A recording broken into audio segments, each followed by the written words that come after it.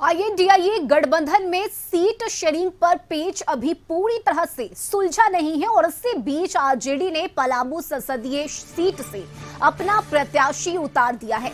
Party ने ममता भुइयां को पलामू से अपना उम्मीदवार बनाया है।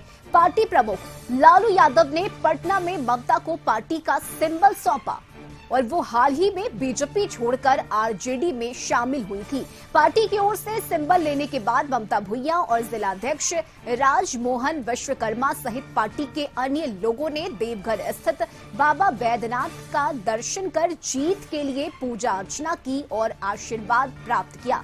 झारखंड में सीट शेयरिंग के तहत कांग्रेस को 7, जेएमएम को 5 सीट और आरजेडी को 1, वहीं एक लेफ्ट पार्टी को सीट देने की बात कही जा रही है। हालांकि अभी तक इसकी कोई औपचारिक घोषणा नहीं हुई है। ऐसे में आरजेडी 2 सीट पलामू और चतरा पर चुनाव लड़ने का दावा करती रही है और अब एक सिंबल उसने अपने उम्मीदवार को भी दे दिया है।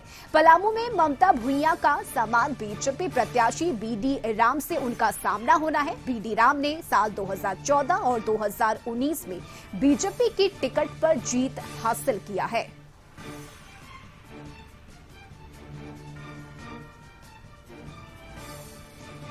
तो आईएनडीआईए गठबंधन में सीट शेयरिंग का पेच झारखंड में फंसा हुआ है और इसी बीच आरजेडी ने पलामू संसदीय सीट से अपने प्रत्याशी के नाम की घोषणा की और सिर्फ इतना ही नहीं, लालू यादव ने ममता भुइयां को सिंबल भी दे दिया।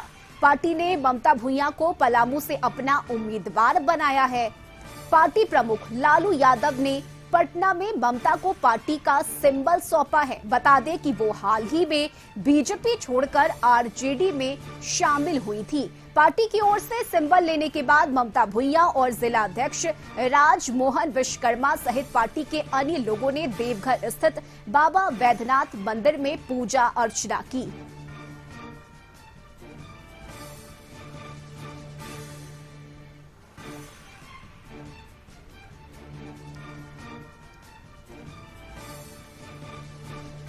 तो आईएनडीआईए गठबंधन में सीट शेयरिंग को लेकर पेच फंसा हुआ है और इसी बीच आरजेडी की तरफ से झारखंड में 2 सीट पर दावेदारी की गई है, पलामू और चतरा। इन 2 सीट से आरजेडी अपने उम्मीदवार को उतारना चाहती है। पलामू से आरजेडी ने अपने उम्मीदवार की घोषणा भी कर दी है और झारखंड संपादक अनुराग ठाकुर इस वक्त हमारे साथ जुड़े हुए हैं। अनुराग जी, झारखंड की 14 लोकसभा सीट को लेकर शेयरिंग कैसे किया जाए, बंटवारा कैसे हो, ये अभी तक तय नहीं हुआ है, लेकिन आरजेडी पलामू से अपने उम्मीदवार की घोषणा कर चुकी है। ममता भुइयां वहां से उम्मीदवार हैं और अब चतरा की सीट पर भी आरजेडी दावेदारी कर रही है। वो लोकप्रिय हो गई हैं और जो अपना चुनावी कैंपेन है वो बदस्तूर जारी रख रही हैं और लोगों से मिल रही हैं, लोगों से कनेक्ट होने का प्रयास कर रही हैं। और लेकिन उनके लिए जो सबसे बड़ी ये चैलेंज होगी वो होगा, क्योंकि पलामू से बीजेपी से बीडी राम है सांसद और उनकी टक्कर वीडी राम से होने वाली है, क्योंकि 2014 और 2019 दोनों में वीडी राम वहां से सांसद बने थे और इसके बाद और वहां पे भी काफी लोकप्रिय हैं। वीडी राम पूर्व में डीजीपी भी रह चुके हैं झारखंड के और आईपीएस रहे हैं और तो उनकी टक्कर वीडी राम से है। तो अब देखने वाली बात यह है कि हालांकि पलामू सीट तो आरजेडी के कोटे में चली गई है और उसका सिंबल भी मिल गया है, चतरा पे दावेदारी अभी चल रही है और इसको लेके क्या कुछ होता है। आज इंडी गठबंधन की बैठक भी है यहाँ पे प्रेस क्लब में, रांची प्रेस क्लब में बैठक है और गुलाम अहमद मीर भी आए हुए हैं, उनके साथ सुबोधकांत साहब भी रहेंगे, राजेश ठाकुर भी रहेंगे, सभी लोग रहेंगे और उस पे जो 14 लोकसभा सीट है उसको लेके क्या प्लानिंग करनी है, किसे सीट जाएगी और कब घोषणा करनी है उम्मीदवारों की, इन तमाम चीजों पे आज चर्चा होगी और प्लानिंग होगी। और सबसे बड़ी बात रश्मि, किसको क्या जिम्मेदारी मिलेगी, इस पे भी आज इस बैठक में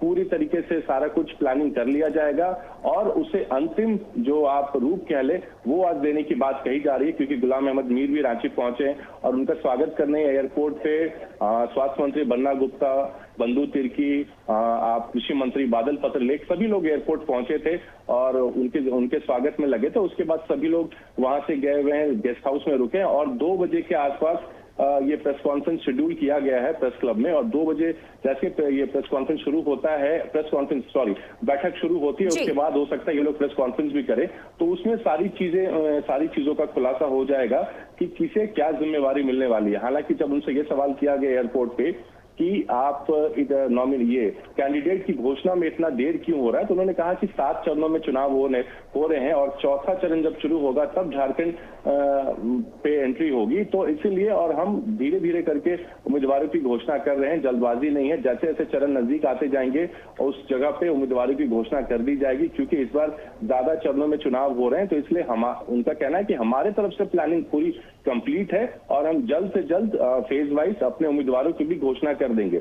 हालांकि अभी भी एक चैलेंज ये है कि शीट शेयरिंग का जो फॉर्मूला है, हालांकि वो तय है, लेकिन अब उस पे जो फाइनल मोहर लगनी है वो बाकी है रश्मि। तो उसको लेके ही आज ये बैठक काफी अहम मानी जा रही है और इस बैठक में ही तमाम निर्णय लिए जाएंगे। और सुबोधकांत सहाय भी हैं। हालांकि सुबोधकांत सहाय से जब पूछा गया कि रांची सीट से रामटहल चौधरी का जो नाम आगे चल रहा है, हो सकता है वो शामिल हो जाए और वो शामिल होकर वो आगे की तैयारी करें, तो उन्होंने कहा कि चुनाव का समय है और चुनाव के समय सभी लोग दोस्त बन जाते हैं और वो उनके पुराने मित्र भी रहे हैं, तो अब ये पार्टी को तय करना है। लेकिन अब बैठक काफी महत्वपूर्ण है रश्मि, मैं बार बार कह रहा हूँ, क्योंकि अभी तक सीट शेयरिंग को लेकर इन लोगों आपस में जो सामंजस्य है वो नहीं बैठ पाया है। कल भी चंपई सोरेन के नेतृत्व में जब विधायक दल की बैठक बुलाई गई थी, जेएमएम के नेता उसमें तमाम लोग शामिल थे और कल्पना सोरेन भी शामिल थी, तब उस वक्त ये कहा गया था कि इस 21 तारीख को प्रभात तारा मैदान जो दुर्वा में है वहां से एक जेएमएम महारैली की शुरुआत करेगी और वहीं से चुनावी शंखनाद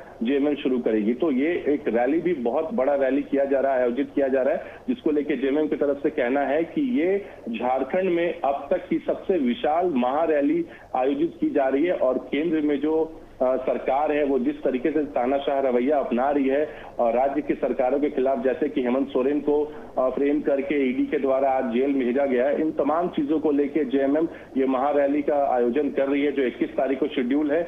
और इसमें तमाम इंडी गठबंधन के जितने टॉप मोस्ट सीनियर लीडर्स हैं सभी को आमंत्रित किया जा रहा है और उम्मीद है कि इसमें तमाम बड़े नेता भी शिरकत करेंगे 21 तारीख को। तो अब उसमें भी देखने वाली बात यह होगी कि कितने लोग आते हैं और ये रैली महारैली क्या संदेश देती है। और जिस तरीके से लोकसभा चुनाव का अनाउंसमेंट हो चुका और तमाम कैंडिडेट अपने कैंडिडेट्स का भी अनाउंसमेंट हो चुका है, कुछ बाकी हैं और 3 सीटों पे कांग्रेस ने अपने उम्मीदवारों को दे दिया है, तो अब तमाम तैयारियां अंतिम चरण पे है। और बिल्कुल अनुराग जी, और फिलहाल आज की बैठक काफी महत्वपूर्ण है। देखना होगा कि सीट शेयरिंग को लेकर क्या फॉर्मूला आज की बैठक में तय किया जाता है। बहुत शुक्रिया अनुराग जी आपका तमाम जानकारी के लिए।